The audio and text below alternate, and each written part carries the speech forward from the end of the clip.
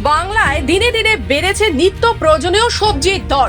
অভিযোগ, এক শ্রেণীর মুনাফা লোভী বিক্রেতারা এই সুযোগ নিয়েছেন, ফলে দাম বেড়েছে কাঁচা সবজির।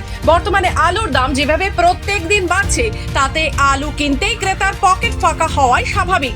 সবজির দামের হ্রাস টানতে রাজ্যের মুখ্যমন্ত্রী বিশেষ টাস্ক ফোর্স গঠন করেছেন। বিভিন্ন জায়গায় সবজি মান্ডিতে এই টাস্ক ফোর্স হানা দেওয়ার কারণে কিছু জায়গায় এই সব কাঁচা সবজির দাম একটু কমলেও কাঁচা সবজির বাজারে এখনো আগুন লেগে আছে। অন্ডালের ওখরা বাজারে এখনো পর্যন্ত সবজির দামে হ্রাস টানতে প্রশাসনের উদ্যোগ চোখে পড়েনি বিশেষ টাস্ক ফোর্সের বিভিন্ন সবজি মান্ডিতে হানা দেওয়ার ছবিও।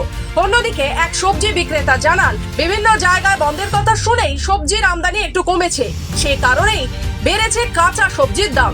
শনিবার থেকে তারা জানতে পারলাম আমরা কি স্ট্রাইক হবে, স্ট্রাইক জন্য এখন আমদানি হচ্ছে না বলে আলু এরকম দাম আছে।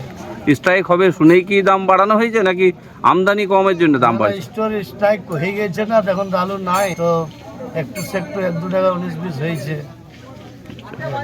তার জন্য এই যে দাম জন্য কি ক্রেতার অভাব আছে, মানে কাস্টমার কম? হ্যাঁ, কাস্টমার কম। কত নিবে দাদা, যারা লোকাল গরিব লোক কত কিনবে? ওখরা সবজি মান্ডিতে কাঁচা সবজির বাজার করতে আসা সঞ্জিত রায় চৌধুরী নামে এক গ্রাহক জানান, বর্তমানে সবজি কিনতে নাভিশ্বাস উঠছে মধ্যবিত্তে।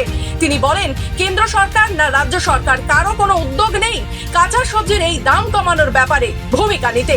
এটা হিসেবে বলতে পারি দাদা, যে গরিবের একদম সর্বনাশ হয়েছে। না সেন্ট্রাল গভর্নমেন্ট না রাজ্য সরকার আমাদের কিছুই দেখছে না। টাকা পয়সার নামে যে কি করছি, কিন্তু নিত্যদিন জিনিসপত্রের দামই বেড়ে চলছে, কমার কোনো নাম নাই। তবে কাঁচা সবজির দাম বাড়ায় একদিকে ক্রেতারা যেমন সমস্যায় পড়েছে, তেমনই সবজি কিনতে আসা ক্রেতার অভাবও ভোগাচ্ছে বিক্রেতাদেরও।